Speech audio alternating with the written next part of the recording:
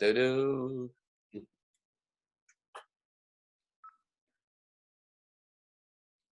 Okay. I think we are recording. Hey, Peter Jennings. PJ, how are you, man? I am very well, B. How are you? You look good. Thank you. Thank you. Can I just say something before we get going here? We've just been through a period of Thanksgiving, and I want to offer thanks for you, Jaymz B. You are such a breath of fresh air, particularly in these pandemic times. I mean, you're a singer, a dancer, a writer, a broadcaster, an impresario. You do it all. You do it all effortlessly, or you make it look that way. And just thank you for brightening up our lives. You are the man. You are Mr. Positive. I was so excited. I don't know the first time I actually met you, but I remember the first time I was introduced and knew who you were. And right. I had already read Why Being Happy Matters. Yes. Yep. Which is kind of funny because what the hell am I reading a book for when I'm always happy? But you and Paul Alofs, there's a handful of people in Ontario who wrote books that I knew were going to remind me of what those ground rules are for being happy. Good stuff.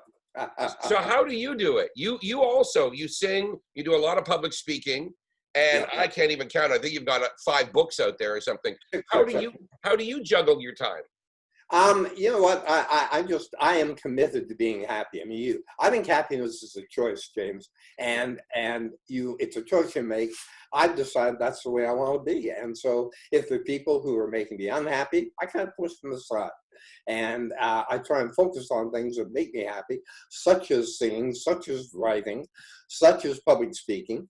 Those things bring joy to me. And I've got some great friends. I've got my 2 rescue dogs. I mean, what's not to like? You know? Yeah. Well, I guess that's a good point because especially as you get older, you realize if somebody is making you feel bad, you don't have to fix them to make them be different to not make you feel bad. You can just find the exit.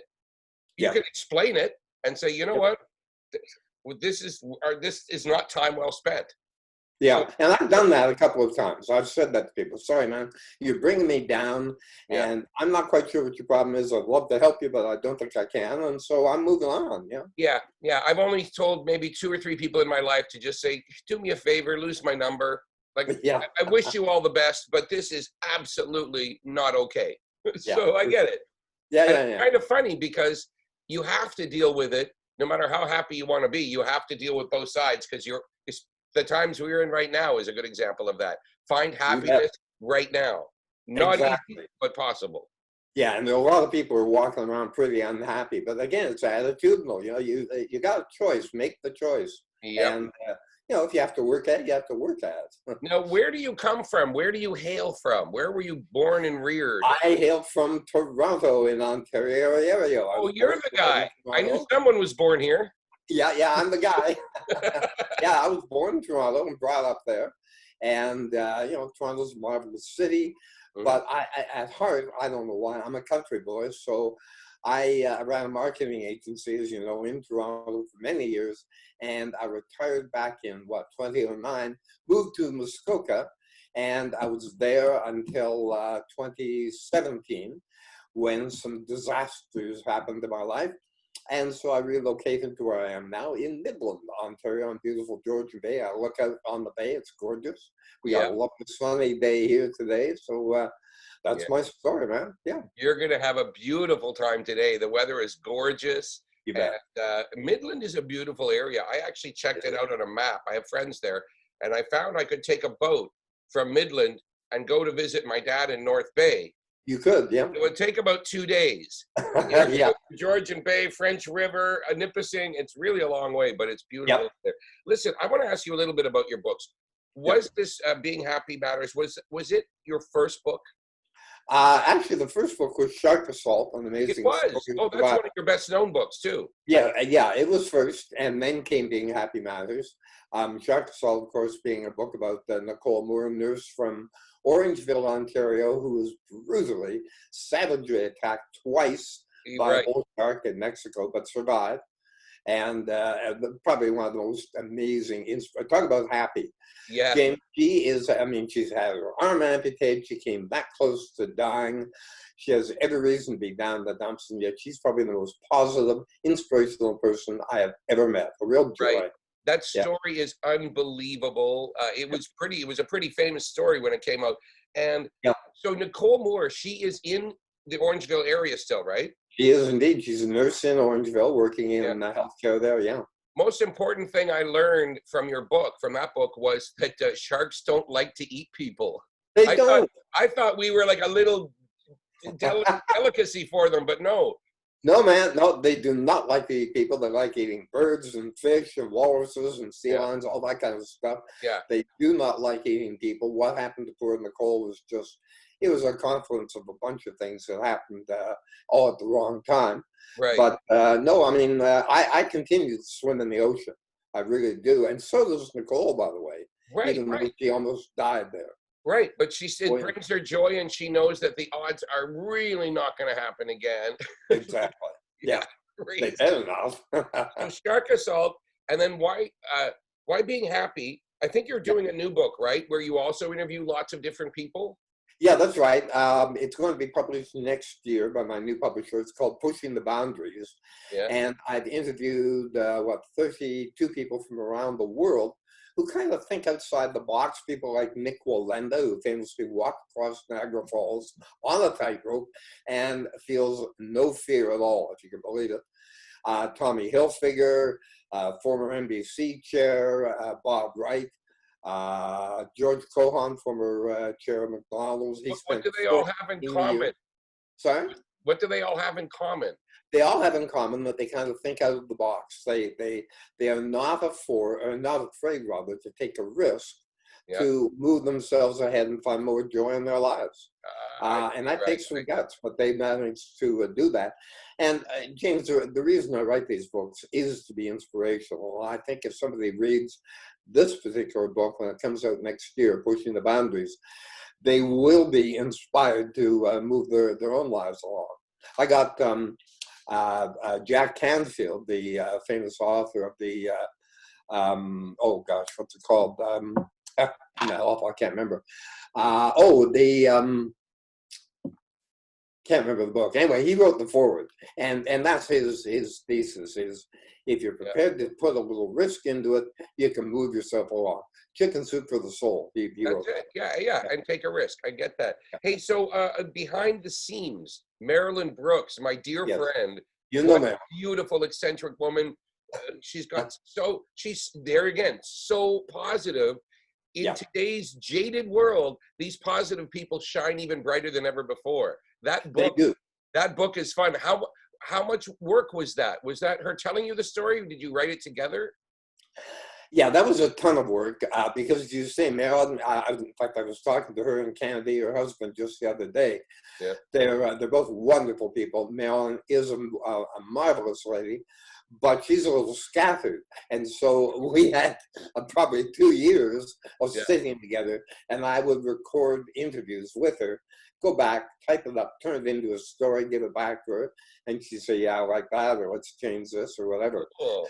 It's a great book because, of course, she has also, Marilyn's an artist, and she's kept all this memorabilia from her career, and so it's kind of a coffee table book. It's about a 3-pound book. So great stories and great art, too. She is something else, and that leads us to the book you're just wrapping up now and about to release. The story of Ruth Lowe. Jazz people, Jazz FM listeners, people I know, they know who Ruth Lowe is, but so many people don't, and it doesn't make any sense because when it comes to Canadian songwriters, she's written 2 of the most famous songs in the jazz repertoire. Absolutely. Yeah, the name of that book is Until I Smile at You. It's going to be coming out in late November with my new publisher, Castle Carrington, out in Victoria, BC. So it's going to be there just in time for the Christmas market, which is the biggest book selling time of the year. Yeah. But Ruth, she is a Canadian, as you know. She has never achieved the recognition that she should have. Right. She was born in Canada, in Toronto, in 1914 from Sam and Pearl Lowenthal. In the tradition of the day, that name was shortened to Lowe. So Ruth Lowe, her father Sam died when she was very young. she had to go out, and she was a very, very capable piano player. So she went out and she started working in a piano company where they would hire pretty young women to come in and play tunes. So you could go in and say, oh, I like that tune, I'll buy that piano. And also even sheet music, right? Which we don't do it anymore really these days, but she would play a song and you would buy actual sheet music after you heard it played well, so you could go home and learn it or something. This is something that it sounds pretty old-timey because we don't do that anymore. No, we don't do that. Can you imagine what a good life that would be if you could walk into a music store, have a free piano recital before you buy a 20-cent sheet of music? Exactly. It was a demo kind of thing. Yeah. But that's right. I mean, they were selling sheet music and they were selling pianos. I talked to Charles Huntsman of the Huntsman Piano Company. And he told me we used to hire people like Ruth. I can't believe it. I could do a whole interview with you about Huntsman pianos. That's a Canadian, that's like Canadian Steinway. That's a really great story. Absolutely. And there's still lots of them around. I see Huntsman pianos all over the place. Yeah. Anyway, so Ruth, her father died, and she went out to work in the piano company to bring in money for her mother Pearl, who was not very well, and her younger sister Muriel, or Mickey, as she was known to friends. Yeah. And then we fast forward to 1936. Ina Ray Hutton has a fabulous band called, wait for it, the Melodiers. This is a great band. It's all female. And they could play hard. All female band. And they're traveling across the country. They're coming to Toronto. The piano player gets sick. Ina Ray wires ahead and says to somebody, get all of the pretty blonde piano players together to audition for me. And by the way, if they can do arrangements, that's a plus. Ruth hears about this. She goes down to the audition. Damned if she doesn't win. She gets picked. And Ina Ray says, great, you're going to work tonight at our show. And Ruth has to quickly learn the music, but she's very adept at that. And Ina Ray is so happy with Ruth, she says, will you join us full time? So Ruth Lowe goes out on the road for 2 years across the U.S. and Canada.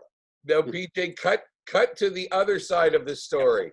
Okay. A woman who got sick one day and missed a gig and then never worked with Ina Ray Hutton again. It's really a happy story for Ruth Lowe. But for sure. That's pretty crazy. And the movie Some Like It Hot, that was based on Ina Ray Hutton's band. That was that idea of the Melodiers. It's based on the Melodiers. Billy Wilder based the whole thing on that. Yeah, that is amazing. So and then, but you're going to tell me, I want to know about this little Sinatra connection. All right. So Ruth is on the road for 2 years in a bad band bus, and the girls all smoke and play rummy and drink gin, and she wants off. She meets a song plugger in Chicago by the name of Harold Cohen. He's handsome. They fall in love. They have a marvelous marriage for 1 year. But then the fates move in. He goes in for what's supposed to be a routine operation and dies.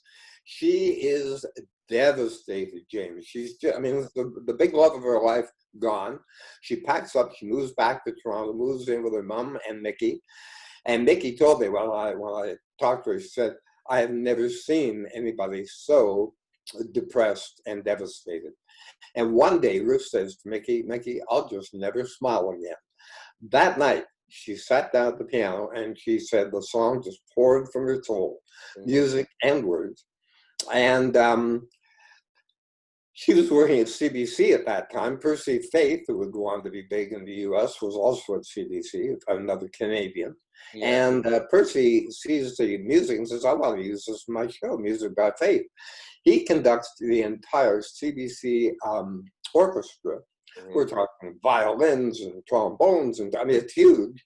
And somebody singing. They record the song. Percy gives Ruth an acetate record. She knows that Tommy Dorsey's coming to the CNE, so she, through a connection, gets the record to Dorsey. He falls in love with it, goes back to the U.S., hires this little skinny Italian kid by the name of Francis Albert Sinatra to be his vocalist. And in the spring of 1940, they go into the RCA studios in New York and record I'll Never Smile Again.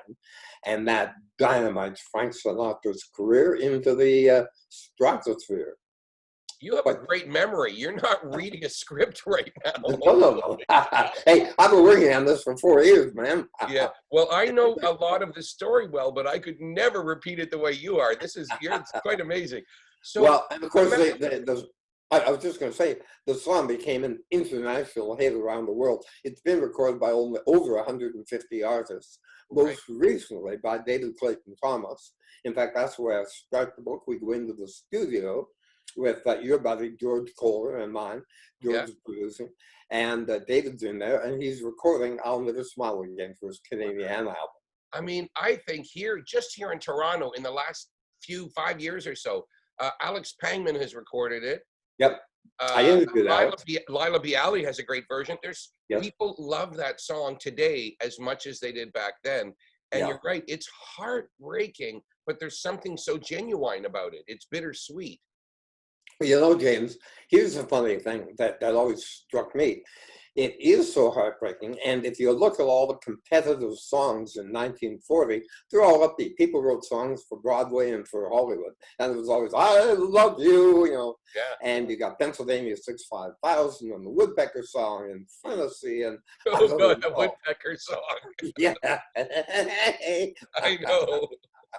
Anyway, everything's upbeat, and then along comes this almost dirge-like elegy, and yet it went to the top of Billboard for 12 weeks. Wow. That had never happened before, and just took the world by storm. And then, of course, Ruth Lowe moves down to New York at Dorsey's behest, and a couple of years later, she writes Sinatra's theme song, Put Your Dreams Away. Right. Yeah. Now, was that intentional? Did Frank Sinatra or one of his handlers say, write him another song, he loves your music? Or did she come up with that? No, Frank himself. Frank and Ruth knew each other very well at this point. So, and I recreate this. It's a funny chapter in the book, but basically I'll just cut to the chase. Frank calls Ruth one day and says, Ruthie, I need you to write me a song. Sure, Frankie, what have you got in mind? Well, I've got a new radio show that's going to be starting, and I need a theme song, either for the beginning or the end. They talk about the mood of the thing, and Ruth says, okay, Frankie, leave it with me. I'll get back to you in a few days. He says, well, that's the problem I need for tomorrow. To what? The show's going on air tomorrow, and they just told me I need a theme song. And she goes, well, Frank, I can't do a song overnight. Come on, Ruthie, you wrote I'll Never Smile Again overnight. And she, I know, but that was different. Anyway, she goes on, she calls her friends Paul Mann and Stefan Weiss, and they all get together and they pull an all-nighter, and the next morning she calls Frank. She sings the song over the radio or over the telephone. He says, I love it. And that's the song that was his theme song till the end, and the last song played at his funeral. Right. Or Put Your Dreams Away. So she wrote both of those are both one-nighters, both big hits, both Sinatra. That is really crazy. And by the way, as Nancy Sinatra said when I talked with her, I mean, imagine writing a song for Frank Sinatra. Imagine writing 2 songs for Frank Sinatra. And then imagine doing it in 2 nights. Yeah, one night each. She was also very attractive. And I wonder if she wasn't, like, he would have been very sweet to her, although I don't think she fell for it, but I don't know about all that. I just know she was very attractive, very talented, and I'm sure he probably really liked her, you know, knowing Mia Farrow and all of his taste in beautiful women back then. Yeah. I think I could see how he would have just said, you know what, he did this for Sammy Davis Jr. too. He did things sometimes for people because they were absolutely amazing, and back then, I think Ruth probably had some hard times, right? Like being a woman in the business, like you said, she didn't want to be on a bus filled with other women smoking cigarettes. Forever, right. Well, you know what, James? She is one of the very first female, if you want to say women's livers or whatever. She competed in a business, Timpan Alley, that was men, and men. You know, and most songwriters were working in teams. She was working on her own most of the time. And she was very good looking. She did not let the fact that she was a woman or her good looks get in the way of her skills. She wrote over 50 songs. The 2 that are the most popular were the ones for Sinatra, but she wrote a bunch of other tunes. And in fact, MGM was going to make a movie about her life, starring Judy Garland as Ruth Lowe. But her second husband, Nat Sandler, was trying to distance himself from that kind of thing, and he kind of nixed it. But maybe that'll come up again. I think it probably will. So here's my last little bit here is about the legacy. What can we do to keep this legacy alive? Because this book's really going to help, I think, get her a star on Canada's Walk of Fame, for example. But we've been talking to Jeffrey Lavender. We need to get her star on that walk for sure. Right.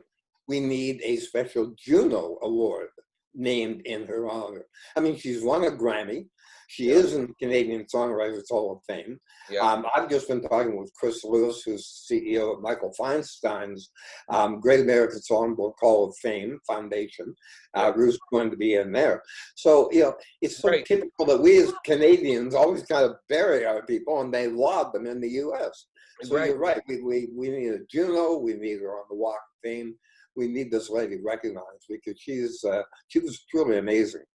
And people say, anybody you wanted to talk to and couldn't for the book, because I interviewed a lot of very famous people. Ruth Lowe would be the one. I would love to have talked to Ruth. But I always felt she was kind of over my shoulder when I was writing. Right. Yeah, it's an amazing story, and I think people need to know that a woman back in those days wrote hit songs, toured with bands, did all this stuff. Dorothy Fields, as a lyricist, there's a few women that wrote lyrics anywhere near her caliber back in those days. So as a Canadian woman, huge in the US and around the world, we really have to recognize. I'm totally with you. I think you're doing good work. Thank you, sir. Thank you. I appreciate that. So fun. I think probably in the end of November, when the book's actually out, I'll get Tom Sandler on the show, and I'll get the inside scoop from her son and see how that works out. Now, tell me when your next book is going to come out. Is it coming out next year? Pushing the Boundaries will be out early next year. And then we're relaunching Why Being Happy Matters as Being Happy Matters. We've added some new material to it. And then actually, I've just got to go ahead from my publisher to begin work on a new project, which right now I'm calling Icons. And it's going to be, I'm going to interview the sons and daughters of famous people and see how that's impacted their lives. Interesting. Yeah. I mean, Tommy Sandler being one of them. I think you have to interview Rod Roddenberry, son of Star Trek. Yes. Good idea. And you have to, I just had a crazy one in my head. I'll make a list for you. Thank you. Thank you. I think it really is a great idea to talk to. I only mentioned Rod because he's a friend of mine and he's really down to earth and out to save the world. He's a really sweet guy. I know you've talked to me about him before. It sounds like a great guy. I'd love to meet him. Yeah. Sure. All right. Well, keep going with your books. You are doing good things. Everything's positive, and I hope that people will check you out on your website. And they can go to peterjennings.me, or you can also go to untilismileatyou.com, and you can give us your name, and we'll get back to you when the book is released. It will be in late November. Perfect. Thank you so much, Peter. Hey, James, thank you so much, man. Always great to talk with you, and see you soon. Cheers. All right. Take care. Bye. Bye. Yeah.